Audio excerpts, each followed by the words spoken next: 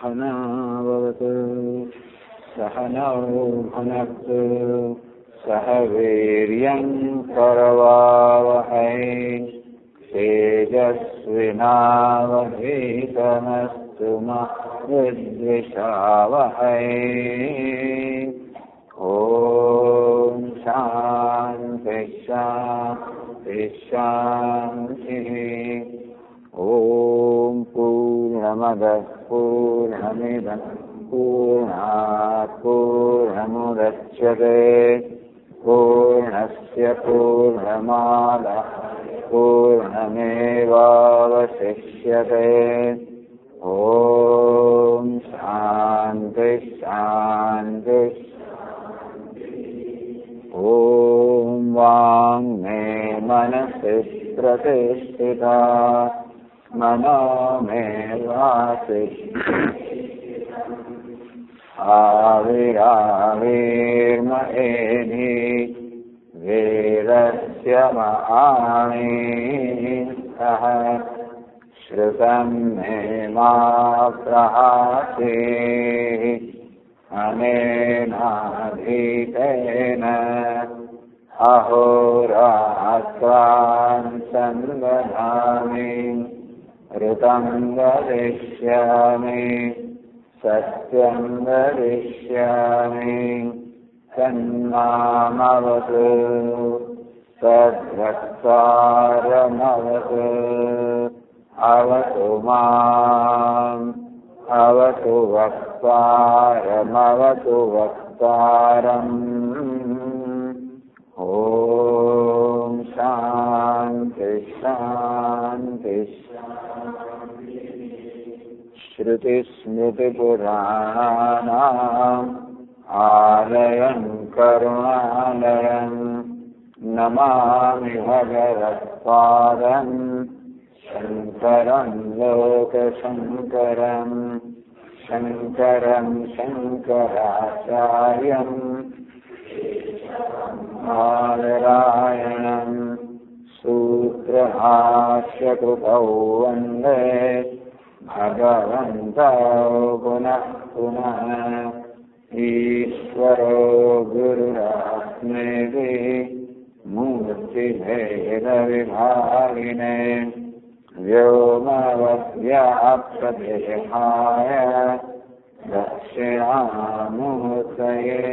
नमः। स होवाच यो वै बालाके एतेषां पुरुषाणां कर्ता यस्य वा एतत् कर्म स वै वेदितव्य इति तत उह बालाकिः समित्पाणिः प्रतिचक्रमे उपायामीति तं होवाच अजातशत्रुः प्रतिलोमरूपमेव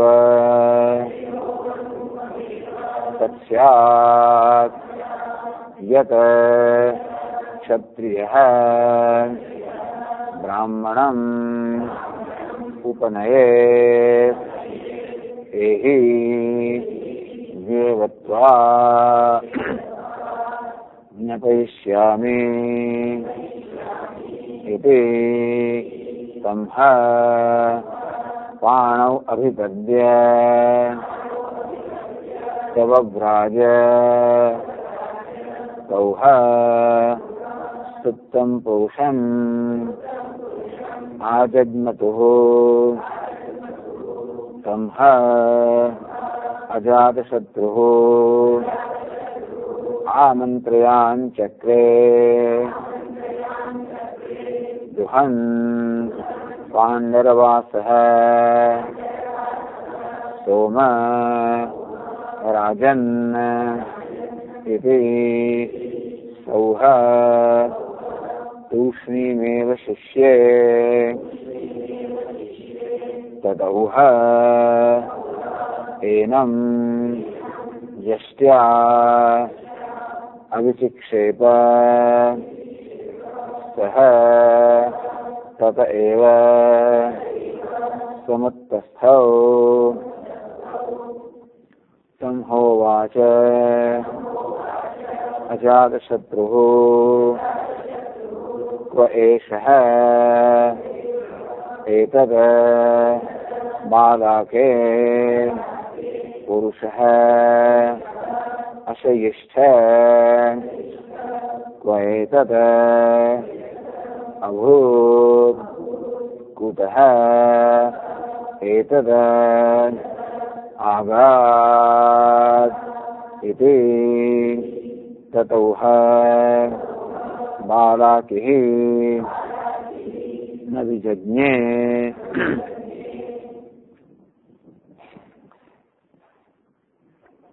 एहि देवत्वा ज्ञापयिष्यामीति। अजातशत्रुः बालाके प्रतिलोम रूपमेव तस्यात् यत् क्षत्रियो ब्राह्मणम उपनयेत। ये आ तो विरुद्ध થઈ ગયું, ક્રમની વિરુદ્ધ થયું, સંપ્રદાય વિરુદ્ધ થયું કે ક્ષત્રિય બ્રાહ્મણ પાસે શિષ્ય બનીને જાય, બ્રાહ્મણ ક્ષત્રિય પાસે શિષ્ય બનીને જાય કે ક્ષત્રિય બ્રાહ્મણને દીક્ષા આપે. આ તો વિપરીત ક્રમ થઈ ગયો. અને તેથી હું તારો ગુરુ અને તું મારો શિષ્ય, આ પ્રકારે તો હું આ જ્ઞાન તને આ ઉપદેશ ન કરી શકું.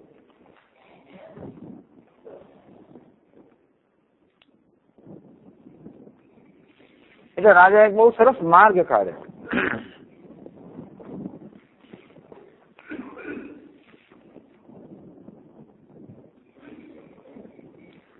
व्रतं च मम विप्रेन्द्र ब्राह्मणेभ्यः सदैव हि ददामि याचितं प्राणान् किमुदारादिकं परम.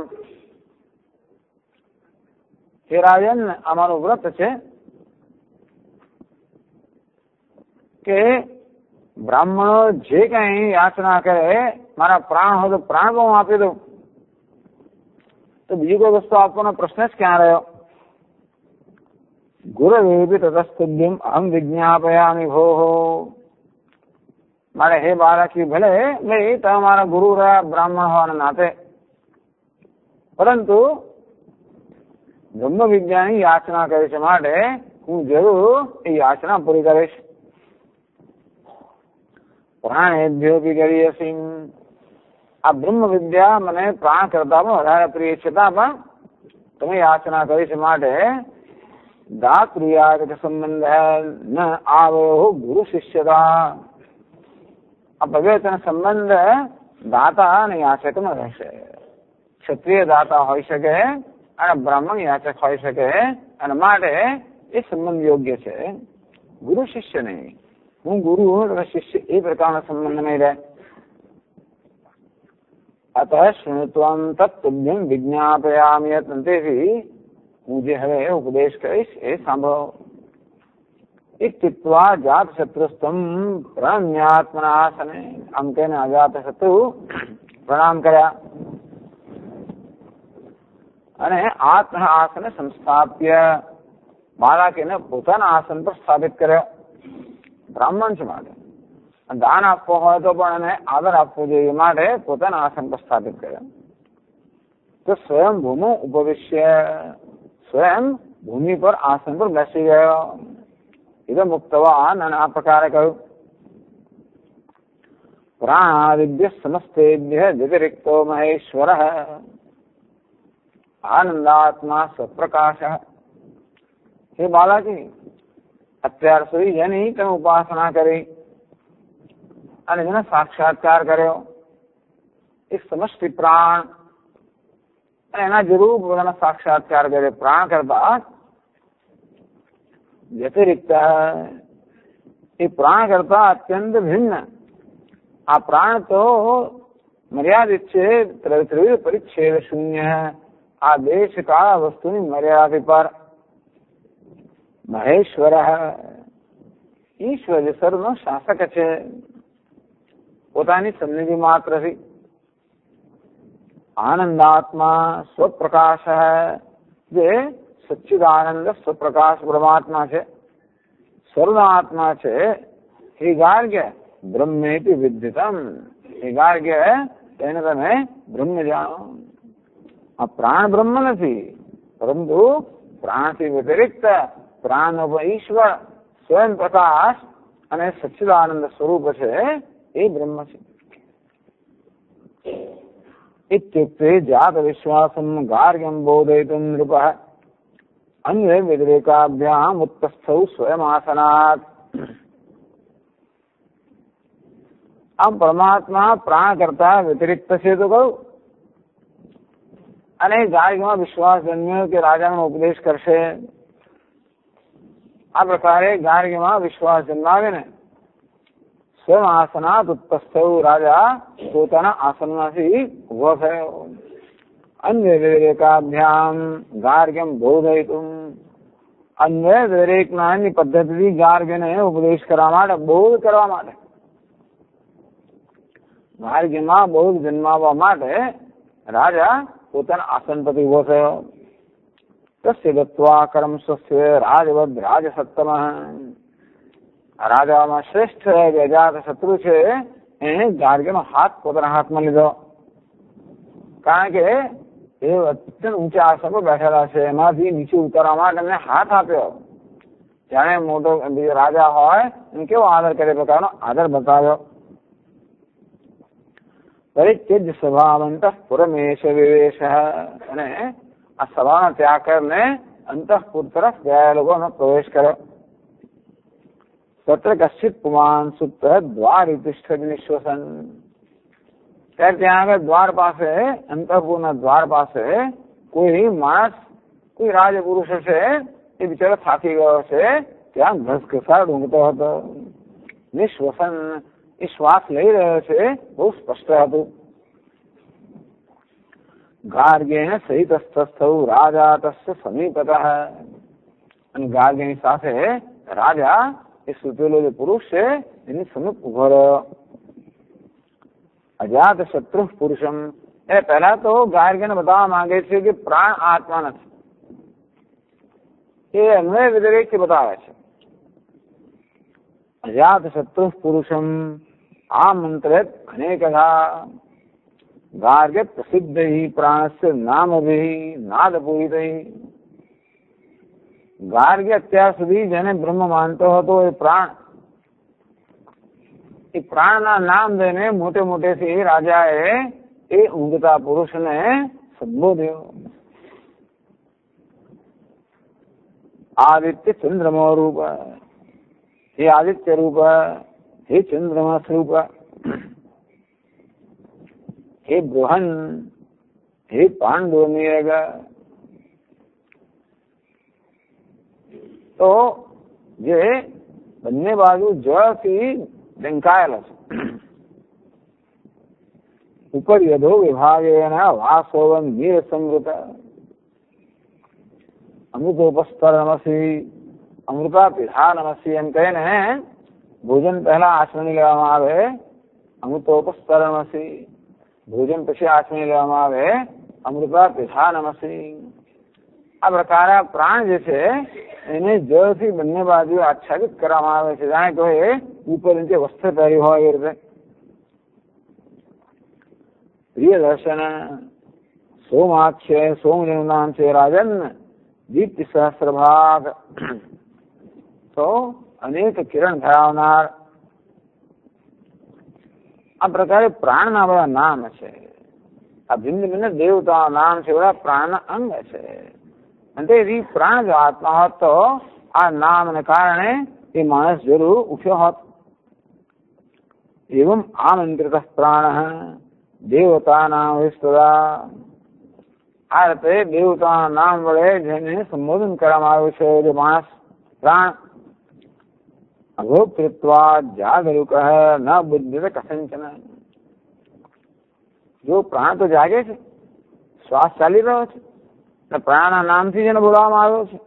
પણ પ્રાણ જો ચેતન હોત, આત્મા હોત, તો આ નામથી સંબોધાવાના કારણે જરૂર એ ઉભો થયો હોત, પરંતુ અભોક્તૃત્વાદ, કારણ કે પ્રાણ ચેતન નથી, મારે ભોગતા નથી.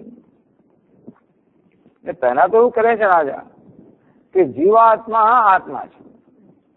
પ્રાણમાંથી આત્મબુદ્ધિ હટાવવા માટે પહેલા રાજા આ જીવાત્મામાં ભોગતામાં આત્મબુદ્ધિ પહેલા સ્થાપિત કરે છે. તો પ્રાણ તો આત્મા કારણ કે ભોગતા પણ નથી.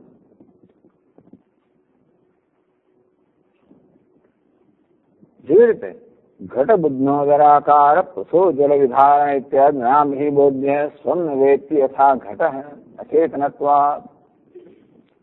જેમ ઘડો અચેતન છે અને માટે ઘડાને અનેક નામ તેને બોલાવવામાં આવે. હે ઘટ, હે બુદ્ધનો દરાકાર પુસ, તો મોટું પેટ જ જેનું તળિયું છે એવો હે ઘટ. જલ વિધારણ, જળનું ધારણ કરનાર.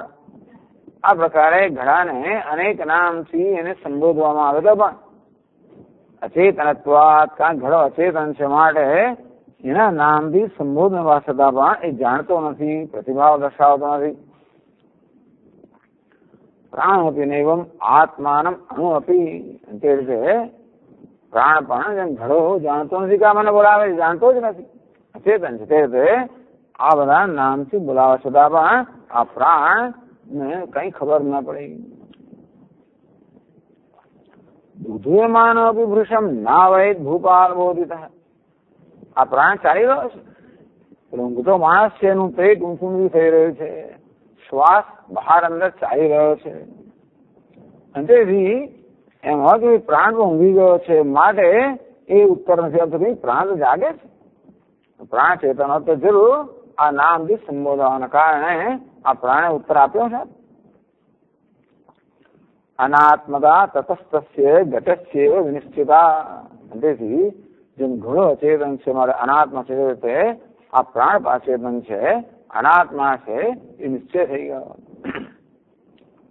અન્ય વ્યતિરેક જો ચેતન હોત તો આ નામોથી સંબોધવાના કારણે જરૂર એ જાગી ગયો હોત અથવા એને પ્રતિભાવ દર્શાવ્યો હોત, પરંતુ નથી દર્શાવવા માટે અચેતન છે. આ પ્રકારે અન્ય વ્યતિરેકથી આ પ્રાણની અચેતનતા, અનાત્મતા દર્શાવવામાં આવી. હવે 403 પાના પર આગળ વધીએ છીએ. 128 શ્લોક છે. ભોક્તૃ પ્રદર્શનમ. એ ભોગતા કોણ છે એવું પ્રદર્શિત કરે છે.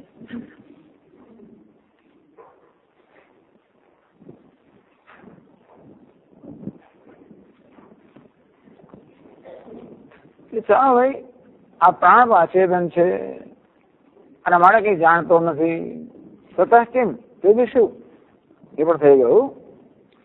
તો એવમ પ્રાણસ્ય અનાત્મતા બોધને બી.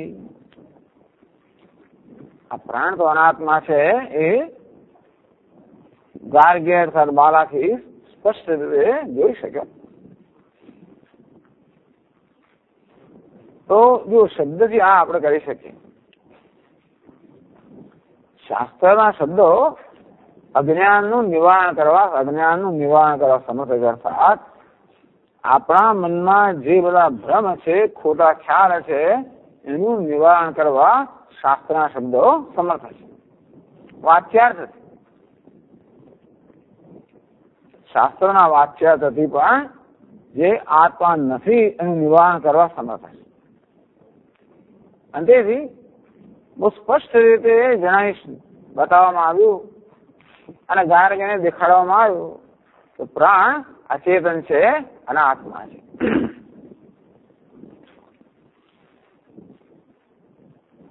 હવે પ્રાણનું અનાત્મપણું તો આ રીતે દર્શાવવામાં આવ્યું, ડેમોન્સ્ટ્રેટ કરવામાં આવ્યું, નિદર્શન કરવામાં આવ્યું. શુદ્ધ આત્મા સાક્ષાત બોધયિતુમ અશક્યત્વાદ. એ સચ્ચિદાનંદ પરમાત્મા છે એનો બોધ કેમ કરાવવો? એ તો કઈ શબ્દોનો સીધો અર્થ નથી. વાચ્યાર્થ દ્વારા સચ્ચિદાનંદ શુદ્ધાત્મા છે એનો બોધ તો કરાવી ના શકાય. તો એનો બોધ કેમ કરાવવો? કેવી રીતે ભૂમિકા રચવી જેથી ગાર્ગ્ય લક્ષ્યાર્થને પકડી શકે? સ્થૂલ અરુંધતિ ન્યાયન, આ સ્થૂલ અરુંધતિ ન્યાયથી કે પહેલા એક મોટા તારાને અરુંધતિ છે એમ કહેવામાં આવે, બીજા કોઈ તારાને આ માણસ અરુંધતિ માનતો હોય, એમાંથી અરુંધતિ બુદ્ધિ હટાવીને કોઈ બીજા મોટા તારામાં અરુંધતિ એ પ્રકારની બુદ્ધિ સ્થાપિત કરવામાં આવે. એમાંથી હટાવીને એથી નાનો તારો, એમાંથી હટાવીને એથી ઝાંખો તારો, એને હટાવી એમ કરતા કરતા છેવટે જે અત્યંત સૂક્ષ્મ છે, અત્યંત ઝાંખો છે એ તારામાં આ અરુંધતિ છે એ પ્રકારની બુદ્ધિ જન્મવામાં આવે ક્રમે ક્રમે. એટલે સીધે સીધા બોધ ના આપવામાં આવે કે અરુંધતિ, કારણ કે જે માણસનું મન આ મોટા તારાને અરુંધતિ માને છે એ તરત જ એમાંથી અરુંધતિનો ભાવ છોડીને આમાં એકદમ જોઈ શકવાની ક્ષમતા ધરાવતો નથી. એટલા જ માટે ક્રમે ક્રમે એને સૂક્ષ્મ અને સૂક્ષ્મતર સૂક્ષ્મતમ આ પ્રકારે અરુંધતિનો બોધ કરવામાં આવે છે. અહીં પણ આ પ્રાણ તો અનાત્મા છે, સિદ્ધ થઈ ગયો. સચ્ચિદાનંદ આત્મા છે એવું સીધે સીધું કહેવાના બદલે શુદ્ધ આત્મબોધનાય, શુદ્ધ આત્મા શુદ્ધ ચૈતન્ય બોધ કરવા માટે વિશિષ્ટ રૂપે ભોગ કરી આત્મબુદ્ધિ અવતારયિતુમ. તો પહેલા અજાત શત્રુ કહે છે કે આ ભોગતા આત્મા છે, ભોગતા ચેતન છે, ભોગતા આત્મા છે. એટલે આ ભોગતામાં આત્મબુદ્ધિ જન્માવા માટે જો અરુંધતિ ન્યાયમાં દરેક પ્રત્યેકમાં અરુંધતિ બુદ્ધિ જન્માવામાં આવે છે. પેલા એમ કે ચંદ્રમાં અરુંધતિ એ નહીં, આ અરુંધતિ એ પણ નહીં. આ દરેક વખતે પેલા શ્રોતાને એમ લાગે આ જ અરુંધતિ છે. જે રીતે તૈત્રીય ઉપનિષદમાં જ પણ કરવામાં આવ્યું કે ભાઈ સવા એશ પુરુષ અન્ન રસમય, અન્ન રસમય છે એ જ આત્મા છે. તસ્માદ વા એ તસ્માત અન્ન રસમયાત અન્યોંતર આત્મા પ્રાણમય. પછી કહેવામાં આવ્યું આ પ્રકારનું જયારે આવું સ્પષ્ટ થયું, આ પ્રકારનું જયારે એને સાક્ષાત્કાર થયો કે જ્ઞાન થયું કે હું આ અન્ન રસમય આત્મા છે, ત્યારે બીજું કે નહીં એનાથી અંદર એનાથી સૂક્ષ્મ એક બીજો જે પ્રાણમય છે. આ અન્નમયમાંથી આત્મબુદ્ધિ હટાવીને પ્રાણમયમાં, હટાવીને મનોમયમાં. આ સ્થૂલ અરુંધતિ જ્ઞાન. છેલ્લે તો લક્ષણાવૃત્તિથી જ્ઞાન થાય, પણ જે રીતે વાંસળાથી આપણે 7 ફૂટ કૂદવું હોય તો વાંસળાથી 7 ફૂટ પહોંચી જાય અને પછી વાંસળો છોડીને એક બહુ અલ્પ પ્રયત્નથી જેવી રીતે એ અંતરાયને કૂદી જાય તેવી રીતે આ સ્થૂળ અરુંધતિ ન્યાયથી કે ભાઈ નેત એ પ્રકારના ન્યાયથી લગભગ કૂદી ગયો. પછી અલ્પ પ્રયત્નથી એ વાચ્યાર્થ લક્ષ્યાર્થ પકડી શકે એ પ્રકારની ભૂમિકા સર્જાય. વિશિષ્ટ રૂપે ભોક્તરી આત્મબુદ્ધિ અવતારયિતુમ.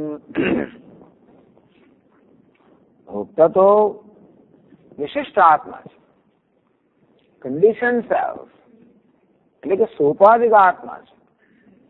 ભોક્તા પણ મૂળ સ્વરૂપમાં તો આત્મા જ છે, પરંતુ સોપાધિક ઉપાધિ સહિતનો આત્મા જેને પોતાનો અહમભાવ છે, હું કરતા ભોગતા છું એ પ્રકારે ઉપાધિમાં અહમભાવના કારણે, બુદ્ધિમાં અહમભાવના કારણે પોતાને કરતા ભોગતા માને છે. પહેલા એમાં આત્મબુદ્ધિ જન્માવા માટે ઉપાયાંતરમ ચકાર. પેલો ઉપાય કયો ગયો કે પ્રાણના નામથી સંબોધવામાં આવે. પહેલો ઉપાય જે દ્વારા પ્રાણમાં અનાત્મ બુદ્ધિ જન્મવામાં આવી. હવે જે ભોગતા છે, જે જીવાત્મા છે, એમાં આત્મબુદ્ધિ જન્મવા માટે બીજો ઉપાય કરે છે. ઉપાયાંતરમ ચકાર, બીજો ઉપાય કરે છે. તો 128 શ્લોકમાં કહે છે, 403 પાના પર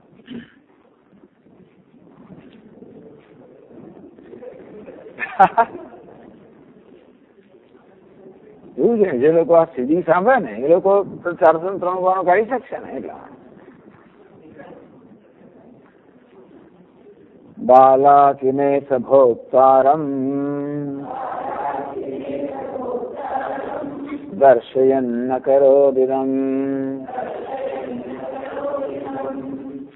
સ્વકીયેન કરેણાસ્ય એષયામાસ વૈકરમ દૃશમ તથા પરેણૈનમ યશ્ચ્યાઘાતયદીશ્વરઃ.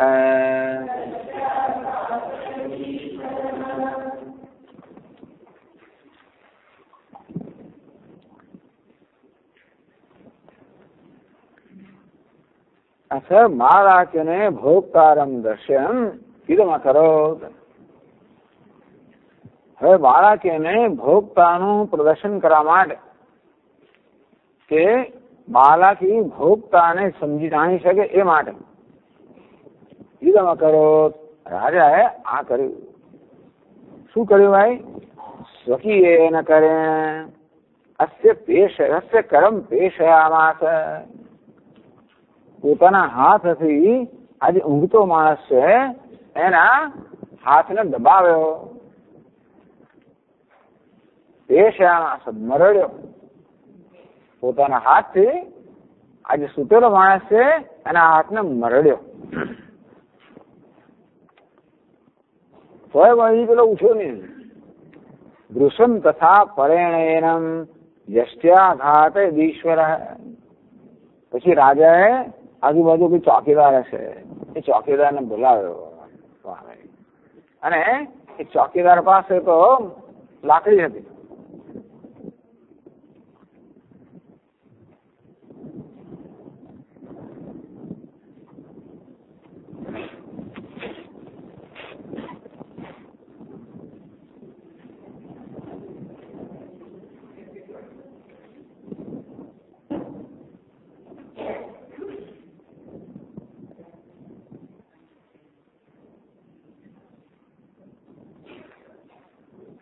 એનમ યશ્ચ્યા આઘાતે ઈશ્વર.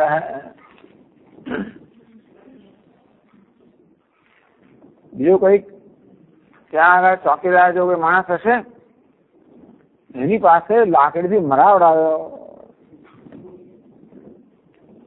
હાથને મરડ્યો તો પેલો ઉઠ્યો નહીં, વ્યવસ્થિત ઊંઘતો હશે. અંતેથી પછી સાઉન્ડ સ્લીપિંગ વિથ સાઉન્ડ. આમ ગાઢ નિદ્રામાં હોય. લાકડીથી ફટકાર્યો, ફટકાવડાવ્યો. શું કહેવાય? ફટકાર આવ્યો. યષ્ટિકયા અઘાતયત પાયતમ કૃતવાન. આ બીજો ઉપાય રાજા અજમાવે. શેના માટે? જેથી ગાર્ગ્ય ભોગતાને જાણી શકે એટલા માટે. આગળ કહે છે યષ્ટિઘાતાत् પાણિપેશાદ ભોક્તા સંજાત વેદનઃ ઉત્તસ્થૌ સતધા દીપ્તઃ તસ્મા પાયે યથા નલઃ.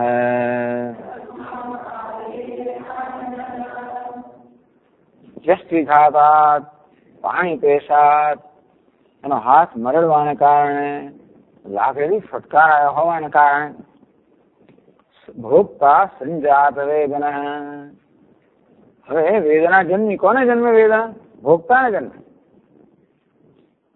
આત્માને વેદના જન્મે તો આ કરવા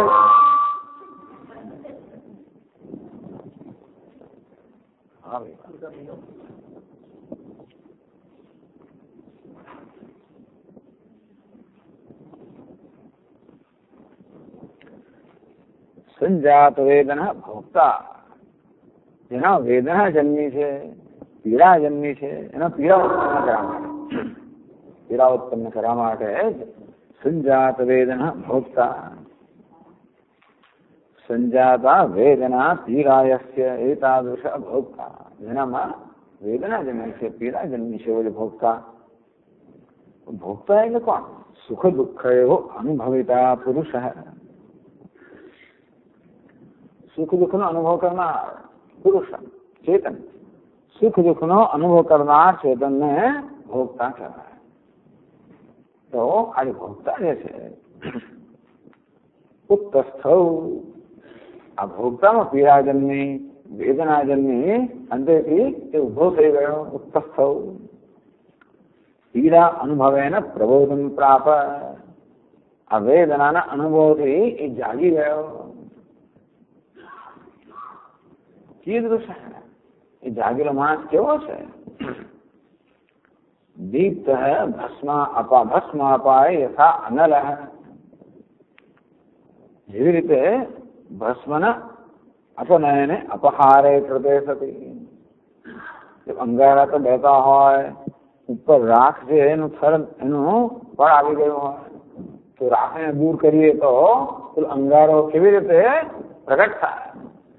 એવી રીતે આ માણસનો જે ક્રોધ દીપ્ત, ક્રોધ એટલે જ્વલન નિવાયતી. ક્રોધ કારણ કે એકદમ આવી રીતે ઘાય લીધા બધું જગાડ્યા, અમે તો માનીને જગાડે, માણસ ગુસ્સે થઈ ગયા. એકદમ માણસ ગુસ્સે થઈ ગયો. બસ એની કથા તો આટલી જ છે.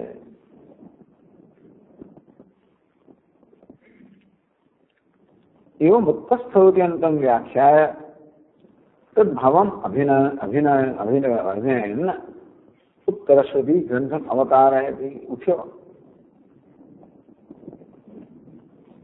એટલે હવે ઉઠ્યા પછી તબ હોવાચ અજાત શત્રુ વળી પાછા ગાર્ગ્યને કહે, कोई शेत बाला के पुरुष अशिष्ट, ये बाला के हे बाला के आ पुरुष अचेतनात्मा क्या सूतो હતો? કોઈ તો ભૂત, ત્યારે ક્યાં હતો? તો એ તો આગાદી અને ક્યાંથી આવ્યો? જાગ્યો ત્યારે આવ્યો ક્યાંથી? તો ક્યાં સૂતો તો? સૂતી વખતે ક્યાં હતો? અને જાગ્યો ત્યારે ક્યાંથી આવ્યો?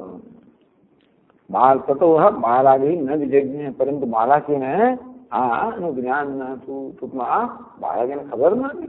राजा शू पूछे ये समझ नहीं पड़ी हो, तो समझ पड़ी तो પણ उत्तर आनी पास ना હતો.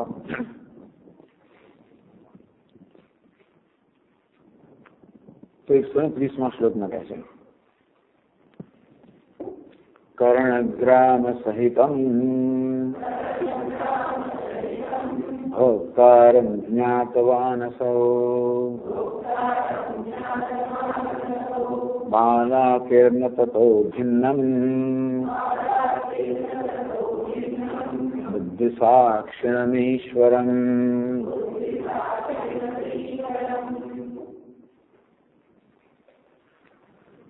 असौ बालाके कर्णग्राम सहितं भोक्तारं ज्ञातवान्. બાળકને જ્ઞાન થયું કે કોણ છે? આત્મા છે. તો કેવો આત્મા છે? એ ભોગ કરણ ગ્રામ સહિત. કરણ એટલે કે કર્મ ઇન્દ્રિયો, જ્ઞાનેન્દ્રિયો. કરણ ગ્રામ ઇન્દ્રિય સમૂહ. આ જ્ઞાનેન્દ્રિયો, અંતઃકરણ વગેરે ઇન્દ્રિયનો સમૂહ ધરાવનાર એટલે કે વિશિષ્ટ. આ ઇન્દ્રિયમાં કરણ ગ્રામમાં અહમ ભાવ ધરાવનાર ભોગતા છું, અનુભવ કરનાર છું. ભોગતા અનુભવ કરનાર, અનુભવ કરનાર છું એ પ્રકારનો ખ્યાલ આપણને ક્યારે જન્મે? વાસ્તવમાં અનુભવ થઈ રહ્યો છે જ્ઞાનેન્દ્રિયાંતરે અને અંતઃકરણાંતરે. એને જયારે ફટકારવામાં આવ્યો કે હાથ મરોડવામાં આવ્યો ત્યારે એને વેદના તેના હાથમાં કે શરીરમાં એ વેદનો અનુભવ એને મનમાં થયો. આ રીતે સુખ દુઃખનો અનુભવ કરનાર એ ત્યારે મને વેદના એને ક્રોધ કેમ થયો? એ માણસ ઉઠ્યો તો ખરો, તો અત્યંત ગુસ્સામાં હતો. એને ગુસ્સો કેમ આવ્યો? મને કેમ માર્યું? મને કેમ ફટકાર્યો? વગેરે. ટૂંકમાં મને માર પડ્યો, મને વેદના થઈ, એ પ્રકારનો ખ્યાલ ધરાવતો એટલે તેને ક્રોધ ના જન્મે આવ્યો.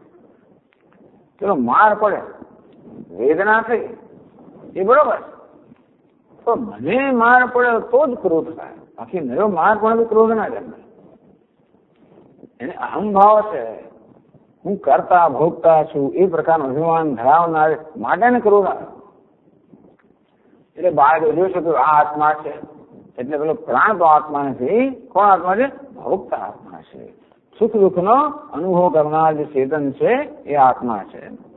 અસૌ જ્ઞાતવાન, આ જ્ઞાન બાળકીને થયું. ભોગતા સુખ દુઃખયો અનુભવિતા પુરુષ ઉક્તસ્થૌ. હા, તો એને કારણે એ તાવત નિદર્શનેન બાલાકી સોપાધિકમય ભોગતા જ્ઞાતવાન. તો આ પ્રકારના નિદર્શનથી, આ પ્રકારના ડેમોન્સ્ટ્રેશન,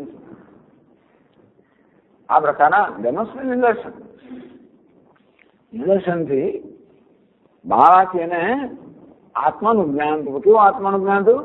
સોપાધિકમય. ઉપાધિ અહમ ભાવ ધરાવનાર જે ચૈતન્ય છે એ આત્મા છે એ પ્રકારનું જ્ઞાન બાળકીને થયું.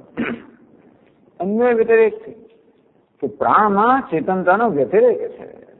એટલા માટે સંબોધન કરવા છતાં પણ પ્રાણે કોઈ પ્રકારનો પ્રતિભાવ ન દર્શાવ્યો. જ્યારે આમાં ચેતનતાનો અન્વય છે. એને વેદના ઉત્પન્ન થઈ ત્યારે એ ચેતન હોવાને કારણે જાગૃત થઈ ગયો. આ રીતે પ્રાણ આત્મા નથી, ચેતન નથી, ભોગતા આત્મા છે એનું નિદર્શન કરવામાં આવ્યું. તતો ભિન્નમ બુદ્ધિ સાક્ષિણમ ઈશ્વરમ ન જ્ઞાતવાન. પણ આ ભોગતા કરતા પણ વિપરીત એનો પણ સાક્ષી જે શુદ્ધ ચૈતન્ય છે, તે નિરુપાધિક છે, જે કર્તૃત્વ ભોક્તૃત્વ અક્ષર પ્રકારના ખ્યાલથી પર ન જ્ઞાતવાન. હજી એનું જ્ઞાન ન થયું. આટલું જ્ઞાન થયું.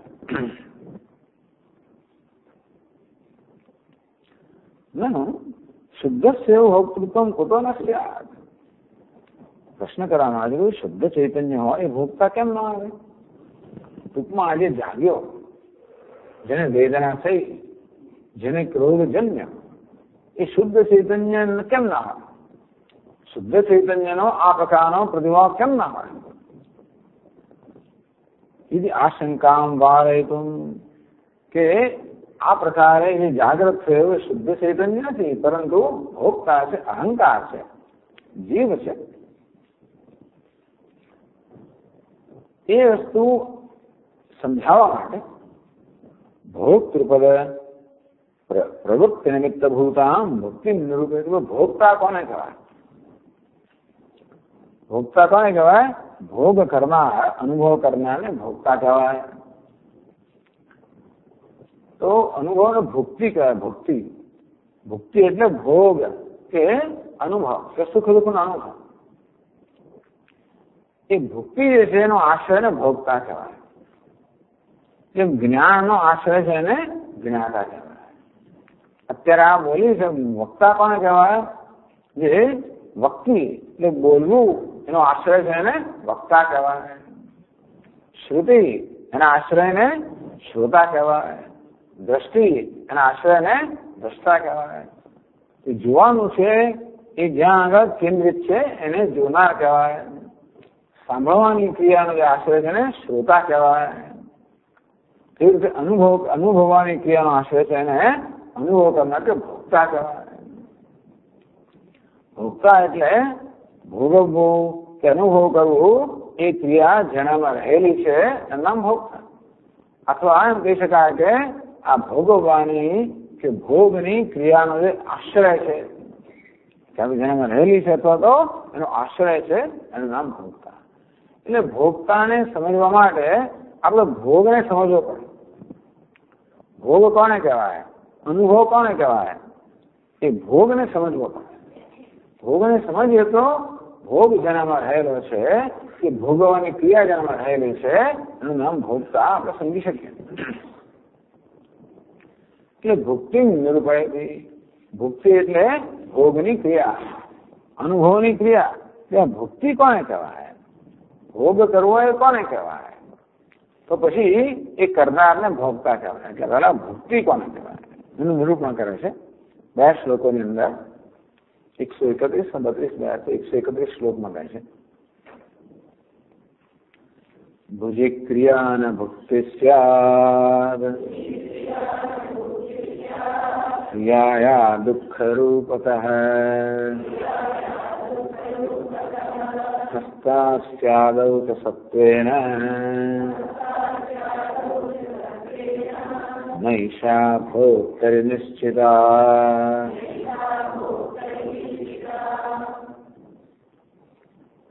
તો પેલા ક્રિયા, આ ભોગવાની ક્રિયાને ભોગ કહેવાય કે ના કહેવાય, ક્રિયાને ભોગ કહેવાય કે નહીં. એક પછી એક વસ્તુ પરિશેષ ન્યાયથી એક પછી વસ્તુનો નિષેધ કરવામાં આવે છે, જેને અંગ્રેજી કહેવાય by the rule of elimination. તો ચાલો પ્રશ્ન એ છે કે ક્રિયા, આ ક્રિયાને ભોગ કહેવાય કે ના કહેવાય. ભુજિધાત્વર્થયો ફલ વ્યાપારયો મધ્યે. આ ભોગ અથવા ભુક્તિ શબ્દ છે એ ભુજ ધાતુમાંથી, ભુજ ધાતુને ક્રિ પ્રત્યય લગાવવામાં આવે તો ભુક્તિ એ પ્રકારનું નામ બને. ભુક્તિ એટલે ભોગવવું. તો ભુક્તિ શબ્દ ભુજ ધાતુમાંથી બનેલો છે. તો આ ધાતુનો હવે આ ધાતુનો અર્થ શું? એ ફલ વ્યાપાર મધ્યે.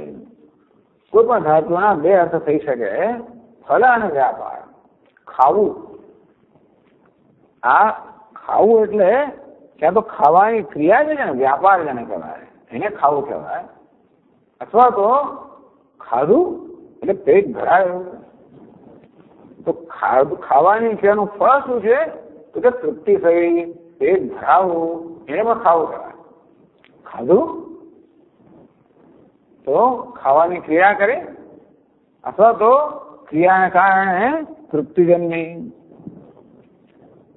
તો જમવાને ખાવાને કારણે તૃપ્તિજન્ય ક્રિયાનું ફળ કહેવાય અને ખાવાની ક્રિયાને વ્યાપાર કહેવાય.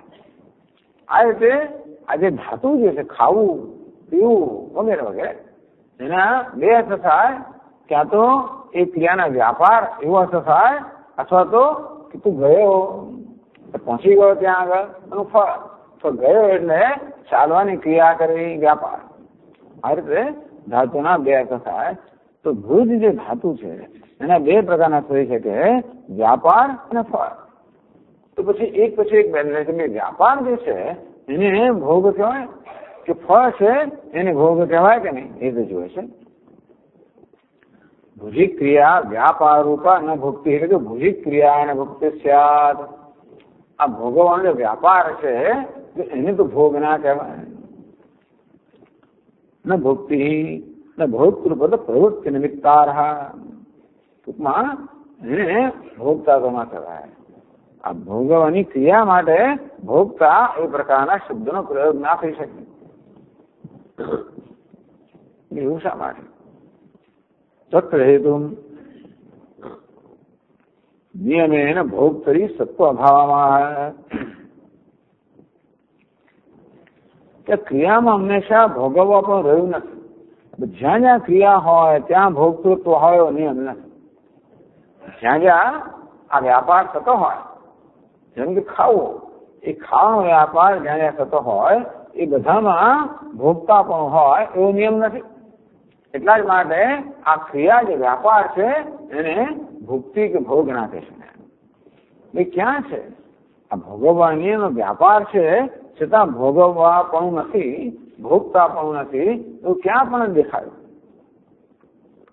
તો કે છે હસ્તાસ્યાદૌ સત્વેન નૈષા ભોક્તરી નિશ્ચિતા. જો આપણે ખાતા હોઈએ ત્યારે હસ્ત હાથની અંદર પણ ક્રિયા છે, હાસ્ય મુખની અંદર પણ ક્રિયા છે.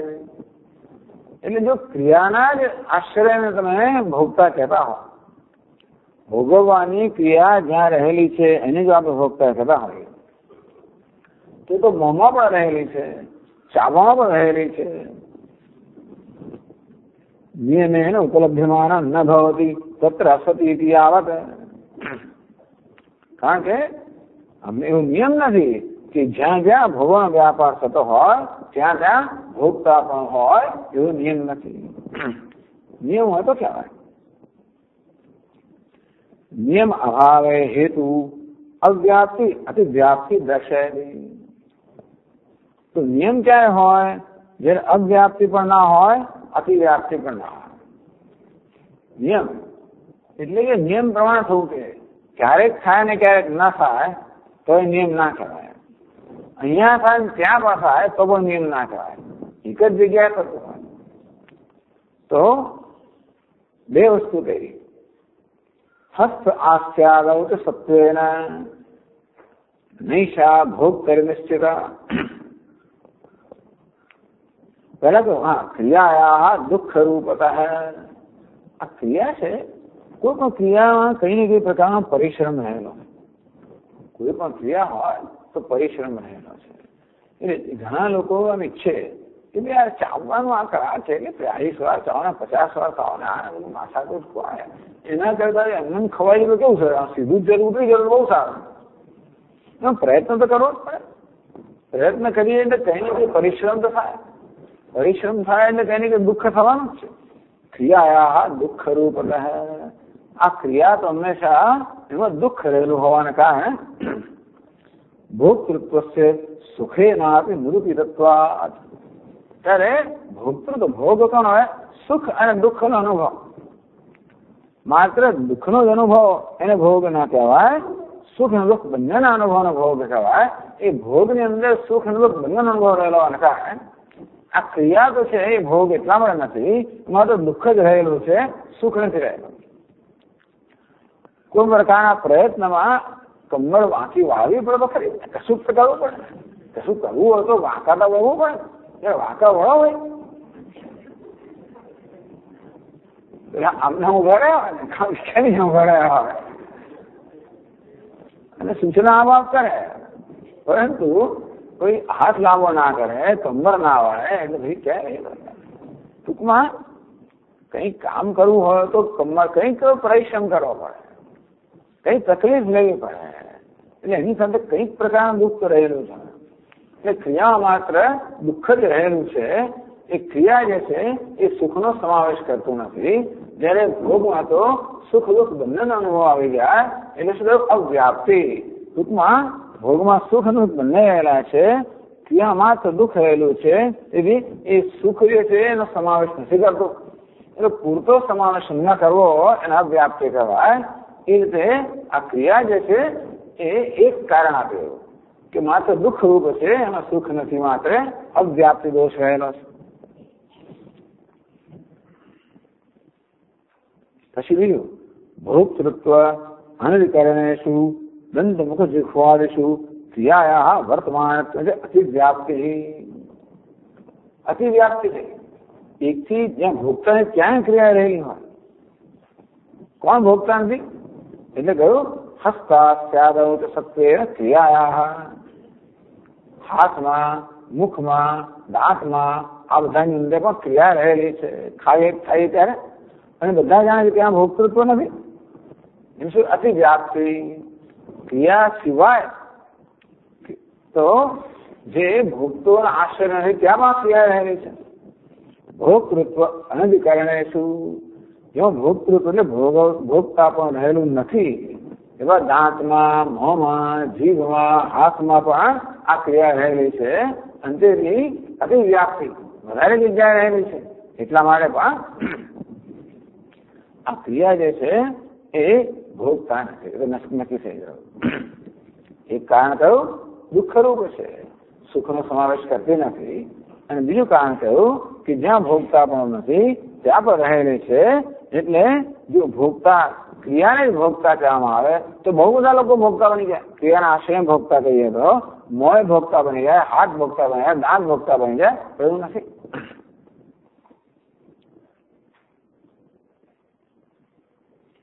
પછી આગળ કહે છે તો હવે આ વ્યાપાર, આ જે ભુજ ધાતુ છે અને વ્યાપાર જે છે એ તો ભોગતા નથી. તો ફળ જે છે એ ભોગતા ખરું કે નહીં? એને ભોગ કહેવાય કે નહીં? વ્યાપારને ભોગ ના કહેવાય, ફળને ભોગ કહેવાય કે ના કહેવાય? તો ફળનો ભોગ કહેવાય. એ આગળ કહે છે યદ્યપ્યેષા ભવે તૃપ્તિ ન પુષ્ટાખ્યેયમીરિતા લેપનેન યતઃ કુડ્યમ પુષ્ટમ ભવતિ નિત્યશઃ સુખ દુઃખે તતો જ્ઞેયે પુષ્ટ્યાખ્યે ભુક્તિ શબ્દિતે.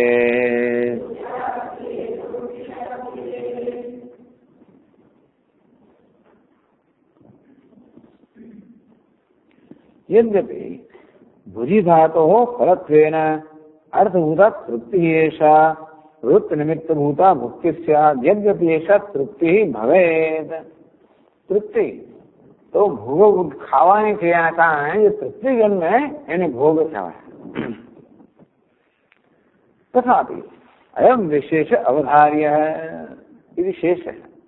यद्यपि एषा तृप्ति भवेत्. આજે ભોગવવાનું કે ખાવાની તેનું ફળ જે છે એ તૃપ્તિ, એને આપણે ભોગ કહી શકીએ. છતાં પણ એમાં પણ જે વિશેષતા રહેલી છે એની નોંધ લેવી જોઈએ. એ શેષ છે. યદ્યપી કહ્યું ને એટલે તથાપી આવવું જોઈએ. એ તથાપી શ્લોકમાં નથી. ટીકાકાર કહે છે કે તથાપી અયમ વિશેષ અવધાર્ય શેષ. યદ્યપી ઈશા ભવે તૃપ્તિ તથાપી અયમ વિશેષ અવધાર્ય.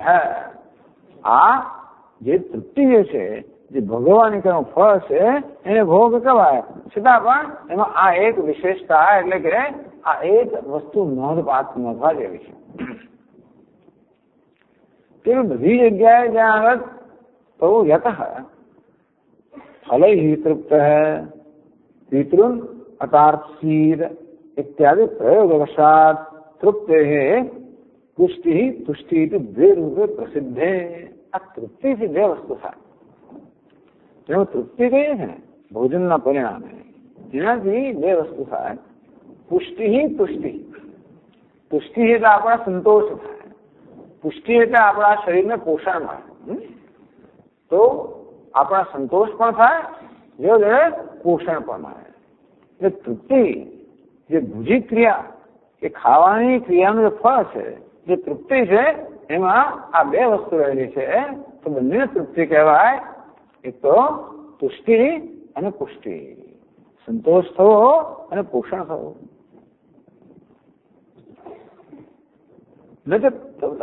પુષ્ટિ તુષ્ટિનો ફેર, પુષ્ટિ અને તુષ્ટિનો ફેર.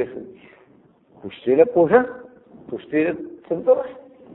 ન તો પુષ્ટિ તુષ્ટિ શબ્દો પર્યાયત્વ. તમે એમ નહીં કહેતા. એટલે ટીકાકાર શું કહે છે કે ગ્રંથકાર કહી રહ્યા છે કે ભોગવવાની ક્રિયાનું ફળ જે છે એને આપણે તૃપ્તિ કહીએ.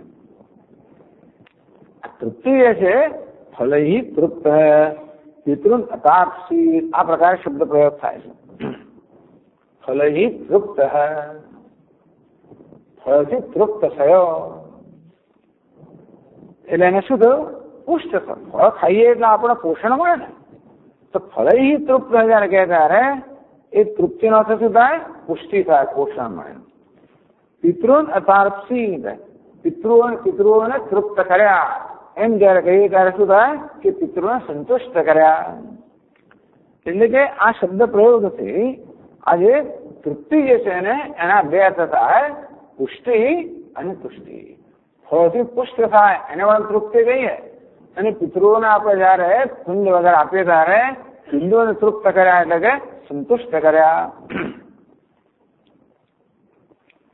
એટલે તુષ્ટિ અને પુષ્ટિ બેનો અર્થ સમાન નથી, જુદો જુદો છે.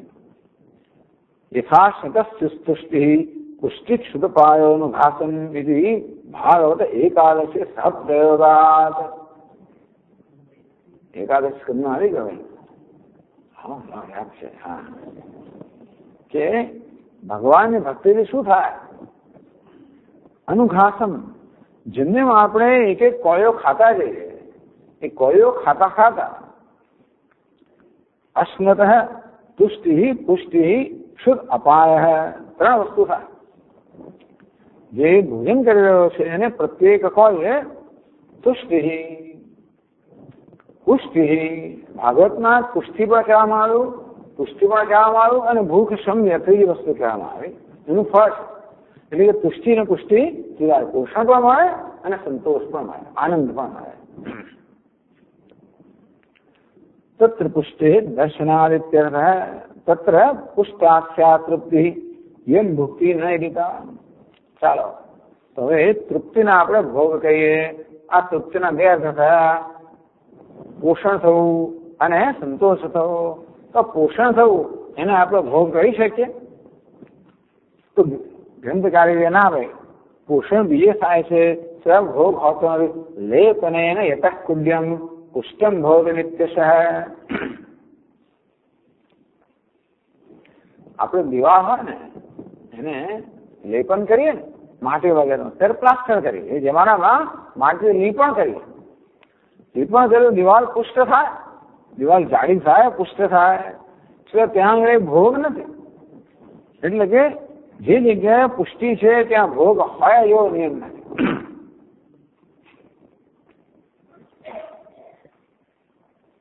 કુડે ભોક્તૃ ભાવે પુષ્ટે દર્શનાર્થ. આ દિવાલ જે છે ને એ તો જડ છે બિચારી, એને કેટલું પોષણ મળે, જાડી પાડી થાય, તો પણ ત્યાં આગળ ભોક્તૃત્વ નથી. અને તેથી આ તૃપ્તિ શબ્દનો અર્થ પુષ્ટિ થવો જોઈએ એવો નિયમ નથી, પોષણ થવું જોઈએ એવો નિયમ નથી. તો શું થયું? તુષ્ટિ પરિશેષાત સુખ દુઃખાત્મકા તુષ્ટિ તૃપ્તે સર્વભૂતા ભુક્તિ. બાકી શું રહ્યું? તુષ્ટિ બાકી રહી. તેનો અર્થ એ થયો કે ભોગ એટલે શું? તુષ્ટિ. તૃપ્તે સર્વભૂતા ભુક્તિ. આ તૃપ્તિનો અર્થ પુષ્ટિ થવો જોઈએ અને એ જ ભોગ એટલે ભોગવવું એ ક્રિયાનું સ્વરૂપ થયું, એનો અર્થ થવો જોઈએ. એટલે કહે છે કે સુખ દુઃખે તતો જ્ઞે તુષ્ટ્યાખ્યે ભુક્તિ શબ્દે. આ ભુક્તિ શબ્દના તો તુષ્ટિ થાય અને તુષ્ટિ નો થાય સુખ દુઃખ. એટલે કે સુખ દુઃખાભિમાનાખ્યો વિકારો ભોગયિષ્યતે. આપણા મનમાં સુખ અને દુઃખ આ પ્રકારની જે વૃત્તિઓ જન્મે છે એની ભોગ. સુખ દુઃખ નો સાક્ષાત્કાર એનું નામ ભોગ. ટૂંકમાં આ જે ભોગવવાની વ્યાપાર છે, ક્રિયા, એ ભોગ ના કહેવાય. એનું ફળ જે છે એને ભોગ કહેવાય. એ ફળમાં પણ બે અંશ રહેલા છે, તુષ્ટિ અને પુષ્ટિ. એ પુષ્ટિ છે એને ભોગ એટલામાં ના કહેવાય કે જ્યાં ભોગ નથી ત્યાં પુષ્ટિ, જેમ કે દિવાલ રહેલી છે, માટે નિયમ નથી કે જ્યાં પુષ્ટિ હોય ત્યાં ભોગ હોવો જ જોઈએ. તો નિયમ છે જ્યાં તુષ્ટિ હોય ત્યાં ભોગ હોય. આ સંતોષ છે ને એ તો ચેતનમાં જો એ કશે જળમાં હોય ના શકે, સમજ પડે ને. પોષણ જે છે એ તો પેલું દિવાલનું થાય, પણ એને સંતોષ એ તો ચેતનમાં છે. અને એથી નિયમ પ્રમાણે એમ કહી શકાય કે ભોગ એટલે તુષ્ટિ અને તુષ્ટિ એટલે સુખ અને દુઃખનો અનુભવ. તો સુખ અને દુઃખ બંને કોઈ પુષ્ટિ તો નહીં કહે. એટલે કહેશે આગળ તત્ર દુઃખસ્ય ભોગ શબ્દાર્થાંતર ભાવ ઉપચારાદિ વક્તુમ. ભલે આપણે એમ કહીએ કે સુખ અને દુઃખના અનુભવને ભોગ કહેવાય, તો દુઃખનો માત્ર સમાવેશ જ કરવામાં આવે છે. ખરેખર તો દુઃખને ભોગ ના કહેવાય, સુખને એ લોકો ભોગ છે. એટલે કહે છે આગળ 3 શ્લોકમાં કહે છે દુઃખમ ન ભોગ શબ્દાખ્યમ મુખ્યમ લોકે કુત્રચિત સૃગ્વિણં ભોગિનં પ્રાહુઃ શૂલસ્થં યતો નરમ.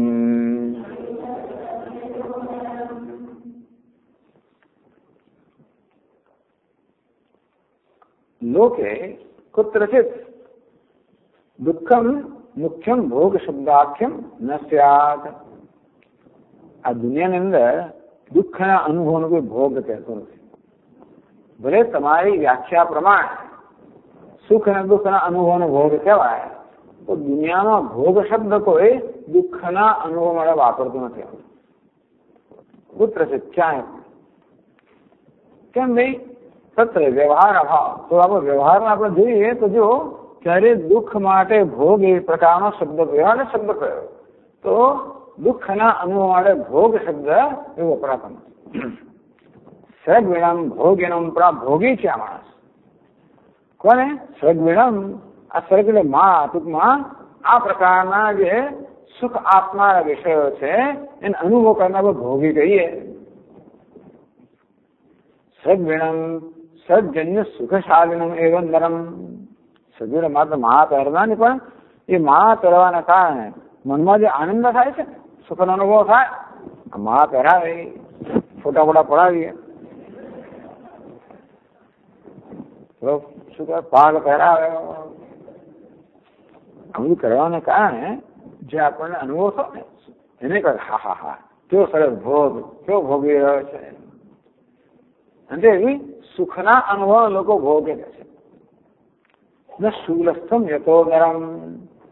તો જે માણસ સૂર્ય ચડાવેલો છે અને એનું દુઃખ ભોગવી રહ્યો છે એને આપણે ભોગી ના કહીએ.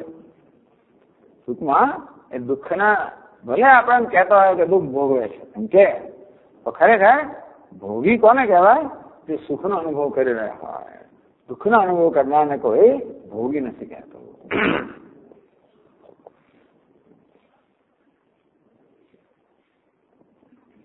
નનો માસ્તુ સુખરૂપતયા દુઃખ ભોગ શબ્દાર હતો. ભાઈ ચાલો ભાઈ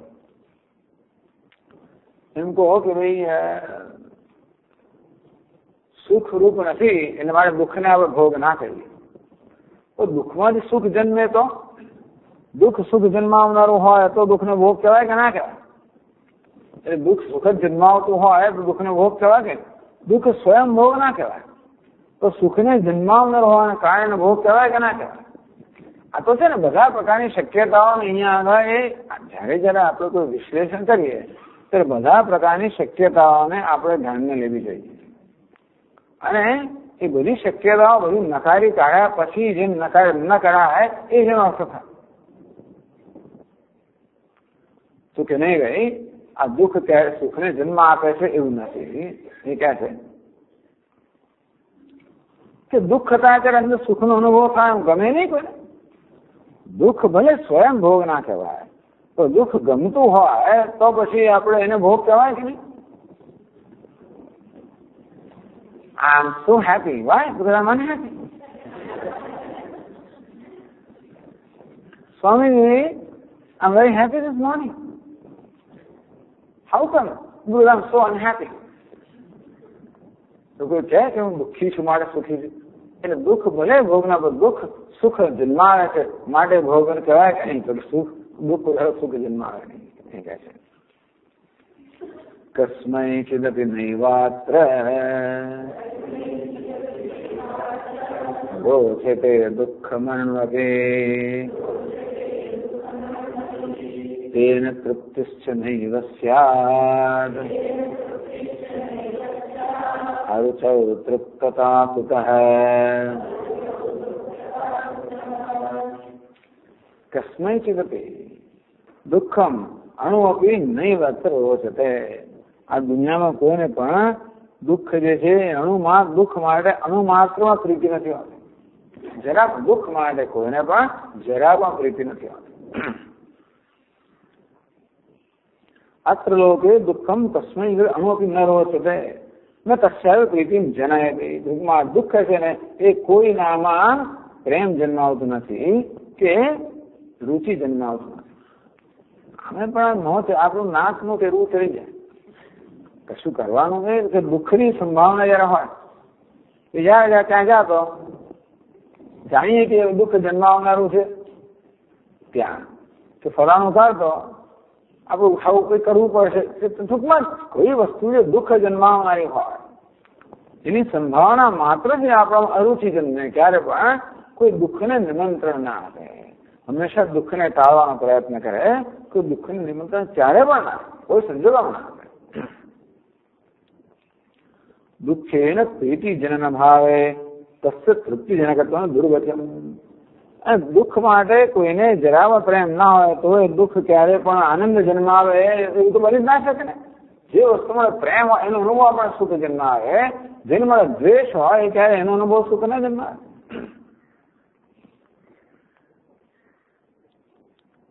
તેન તૃપ્તિશ્ચનૈવસ્યાત્મા. દુઃખથી ક્યારે પણ કોઈને તૃપ્તિ થાય બને નહીં. કેમ? અરુચિ તૃપ્ત કા સુખ હૈ. જે વસ્તુ ગમતી નથી, અરુચિ જે વસ્તુ ગમતી નથી એ તૃપ્તિ કેમ જન્માવી શકે? એટલે સુખ દુઃખની અંદર દુઃખની બાદબાકી કરી દેવામાં આવે.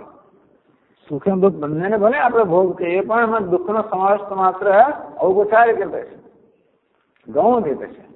મુખ્ય અર્થમાં તો સુખને આપણો ભોગ થવો જોઈએ.